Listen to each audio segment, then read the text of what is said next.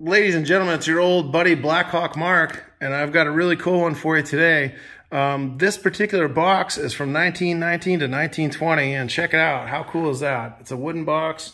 It's got the dovetail joints. It's got the patina, and of course, it's missing the 11/16 and 13/16. Otherwise, it would be perfect. But it is essentially a complete set from way back when, and I just wanted to talk a little bit about the history. So Blackhawk Tools got started when a couple of guys from Walden Tools, which this is going to sound made up, but they were the Jonas Brothers. There's two salesmen. These are Walden. This is a Walden ratchet. That's a Walden ratchet, Walden wrench. And they were let go at the end of World War I in 1918. So they were let go, and they went to American Grinder.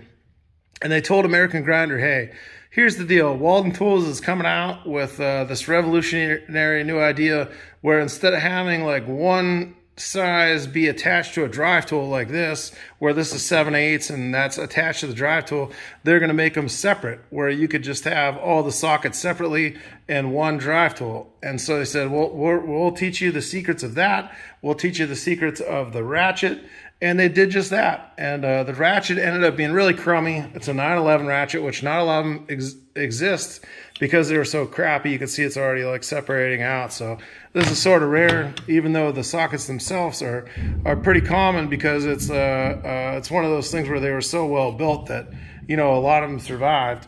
So those were really well built, the sockets were, but the ratchets, they had kind of a few different incarnations. The first was a 911X, which is their first attempt to kind of make them more burly, and then they had a 499/77, which that was like their last attempt to make them really kind of burly, you know, copying Walden's design from the salesman's design.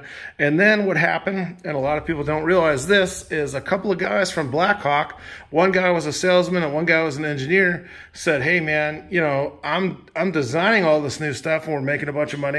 You're a salesman and you're selling all this stuff and making a bunch of money. Let's break off and we can do our own thing with all these new ideas. And they did. And if you look at this, this is a later on one. This is 1927, but Snap-on Tools.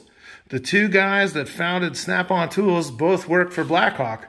So a lot of neat history, and I thought you guys might really like it and think it was pretty cool. And I'm going to do a restoration on this box and these ratchets and these sockets, and see what the heck comes out. So hopefully you guys like that. Any comments or questions or anything, drop them down below. I'd love to hear from you guys. All right, happy wrenching, everybody.